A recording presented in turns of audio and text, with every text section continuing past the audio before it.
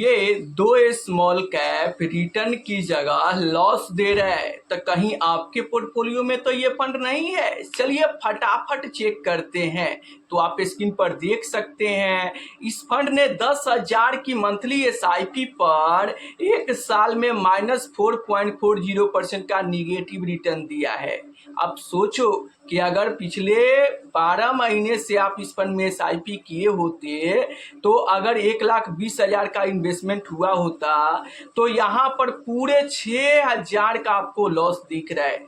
वही नहीं, अगर मैं यहाँ पर 3 साल की एसआईपी की बात करूँ कि अगर आपका एसआईपी 3 साल पहले से 10,000 की इस फंड में चल रहा है, तो आप देख सकते हैं रिटर्न के तौर पर सिर्फ 2% का रिटर्न दिया है। जी हाँ, सिर्फ 2% का रिटर्न। और यहाँ पर अगर मैं लमसम की बात करूँ, अगर इस फंड में आप 1,00,000 रुपया लमसम कर दिए होते, तो एक साल में आप देख सकते हैं -8.39% का निगेटिव रिटर्न बना कर दिया है।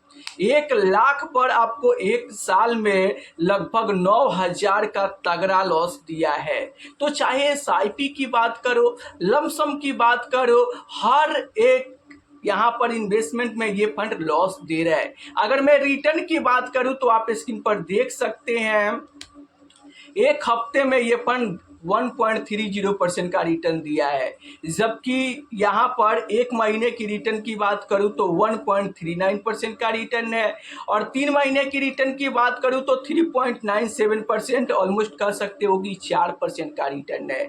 जबकि कैटेगरी एवरेज में रिटर्न देखोगे तो यहाँ पर 7.25% का रिटर्न है। 6 महीने की रिटर्न की बात करूँ तो -4.94% का निगेटिव रिटर्न है, जबकि कैटेगरी एवरेज में पॉजिटिव रिटर्न देखने को मिल रहा है। एक साल की रिटर्न की बात करूं तो 7.5% का निगेटिव रिटर्न है, जबकि यहां पर कैटेगरी एवरेज रिटर्न देखोगे तो 5.25% का पॉजिटिव रिटर्न है। अगर मैं यहाँ पर 3 साल की रिटर्न की बात करूँ तो 0.78% का रिटर्न है, जबकि कैटेगरी एवरेज में 6.25% का रिटर्न है। 3 साल की रिटर्न की बात करूँ तो 13%, कैटेगरी एवरेज ने 18% दिया है। 5 साल में इस फंड ने 17% और कैटेगरी एवरेज ने भी यहाँ पर 17.5% का रिटर्न दिया है। 7 साल की बात करूँ तो इस फंड ने 20.5% और कैटेगरी एवरेज में 21% का रिटर्न है। तो ऑलमोस्ट आप कह सकते हो कि 1 साल, 3 साल, 5 साल, यहाँ तक कि 7 साल में ये फंड अपने कैटेगरी एवरेज रिटर्न से लगातार पिछड़ रहा है। तो आखिर ये कौन सा फंड है? मैं बात कर रहा हूँ टाटा स्मॉल कैप फंड की। ये स्मॉल कैप फंड इन्वेस्टर को एसआईपी में लमसम में लगातार लॉस दे रहा है। अब कैसे इन्वेस्टर को लॉस दे रहा है? जो इन्वेस्टर पिछले 6 महीने से, पिछले 1 साल से, पिछले 2 साल से एसआईपी किए हैं, लमसम किए हैं, उनको ही लॉस देखने को मिल रहा है। लेकिन जो इन्वेस्टर पिछले 5 साल, 7 साल से इन्वेस्टमेंट किए होंगे, उनका रिटर्न थोड़ा स्लो देखने को मिलेगा, लेकिन उनको यहाँ पर पॉजिटिव रिटर्न उनके पोर्टफोलियो में देखने को मिल रहा होगा। अगर मैं दूसरे फंड की बात करूं तो आप स्क्रीन पर देख सकते हैं यहाँ पर 5,000 की मंथली एसआईपी को एक साल में इस फंड ने यहाँ पर सिर्फ 0.5% का रिटर्न दिया है। आप सोचो कि पिछले 1 साल से इस फंड में एसआईपी कर रहे हो और 1 साल में सिर्फ 0.5% का रिटर्न।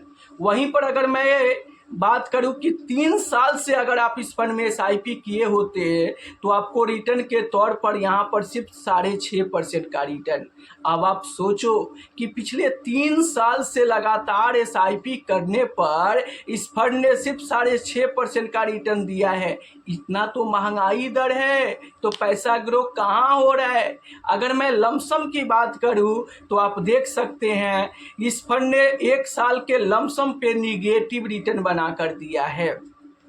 तो चाहे एसआईपी की बात करो, लमसम की बात करो, ये फंड भी कमजोर रिटर्न बना कर दे रहा है। रिटर्न की बात करूं तो आप स्क्रीन पर देख सकते हैं यहाँ पर एक हफ्ते में 0.81% का रिटर्न है, एक महीने में 0.14% का रिटर्न है, 3 महीने में लगभग 5% का रिटर्न है, 6 महीने में 0.5% का निगेटिव रिटर्न है, और 1 साल में यहाँ पर 0.5% का रिटर्न दिया है, 2 साल में सिर्फ 2.5% का रिटर्न है, और 3 साल में आप देख सकते हो यहाँ पर 13.5% का रिटर्न है, 5 साल में 14.5% का रिटर्न दिया है, 7 साल में यहाँ पर 19.25% और 10 साल में 19% का रिटर्न देखने को मिल रहा है। तो ये फंड भी लगातार 1 साल, 3 साल, 5 साल, यहाँ तक कि 7 साल में भी अपने कैटेगरी एवरेज रिटर्न से लगातार पिछड़ रहा है।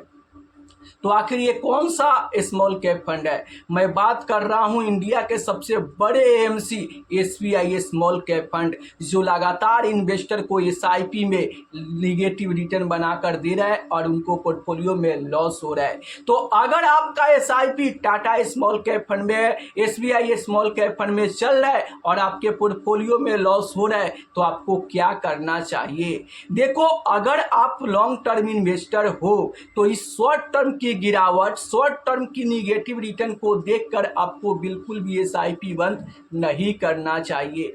क्यों? क्योंकि भले 6 महीने, 1 साल, 2 साल में आपको तगड़ा रिटर्न बनते हुए नहीं दिख रहा है, लेकिन जैसे जैसे आप 7 साल पार करोगे, ये लॉस आपका प्रॉफिट में बदलकर और तगड़ा रिटर्न देखने लगेंगे। क्यों? क्योंकि small cap fund short term नहीं बल्कि लॉन्ग टर्म का गेम है। अगर आप इस फंड में कम से कम 10 साल भी इन्वेस्टेड रहते हो और 15% तक की रिटर्न की उम्मीद करते हो, तो इतना रिटर्न आपको मिल सकता है, लेकिन रिटर्न की कोई गारंटी नहीं होता है। क्यों? क्योंकि म्यूचुअल फंड जोखिम के अधीन होता है। तो फाइनली आपको क्या करना चाहिए? मान लो कि ये फंड लगातार एसआईपी में लॉस दे रहा है, अगर इस फंड से आप निकल कर किसी दूसरे फंड में जाओगे और वो फंड भी लॉस देने लगे, तो फिर क्या करोगे?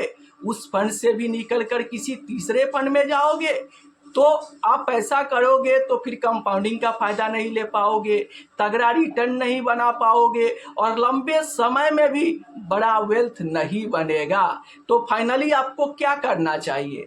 आपको यहाँ पर अगर लॉन्ग टर्म इन्वेस्टर हो, कम से कम 10 साल तक इन्वेस्टेड रह सकते हो, तो आपको इधर उधर कूदने से अच्छा है कि लगातार इस फंड में अपने एसआईपी को कंटिन्यू करना चाहिए।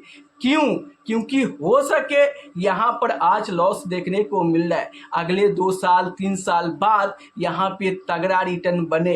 क्यों? क्योंकि हर एक फंड का टाइम आता है और वो अच्छा खासा रिटर्न बनाकर देता है, लेकिन देखो रिटर्न की यहाँ पर कोई गारंटी नहीं होता है। इस वीडियो को आप एजुकेशनल पर्पस के लिए लीजिएगा और खुद से रिसर्च जरूर कीजिएगा कि ये फंड से आप कितने रिटर्न की उम्मीद रखते हो।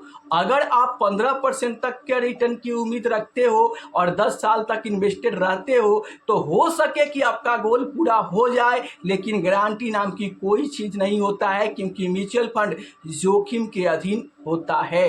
तो इस वीडियो को आप एजुकेशनल पर्पस के लिए लीजिए, कोई पेड प्रमोशन नहीं है। आप अगर इस फंड में एसआईपी करते हैं तो आपके पोर्टफोलियो में कितना का लॉस दे रहा है, नीचे कमेंट में ज़रूर बताना।